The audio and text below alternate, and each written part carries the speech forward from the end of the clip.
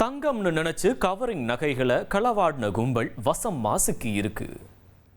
கன்னியாகுமரி மாவட்டம் குளச்சலில் கவரிங் நகை கடைக்குள் புகுந்து சுமார் 1 லட்சம் ரூபாய் மதிப்புள்ள நகைகளை திருடிய திமுக பேரூராட்சி துணைத் தலைவர் உள்ளிட்ட 4 பெண்கள் கைது செய்யப்பட்டுள்ளனர்.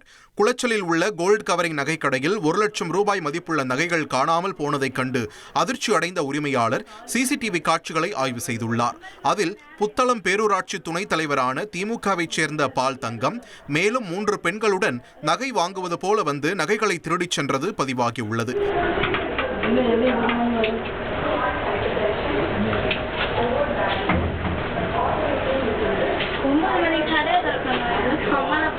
விசாரணையில் தங்க நகை கடை என நினைத்து கவரிங் நகைக்கடையில் திருடிச் சென்றது தெரிய வந்த நிலையில் பால் தங்கம் உள்ளிட்ட 4 பெண்களையும் போலீசார் கைது செய்தனர்.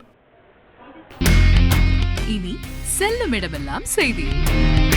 தந்தி டிவியின் வாட்ஸ்அப் சேனலை ஃபாலோ பண்ணினா செல்ல இருக்கும் இடமெல்லாம் செய்தி.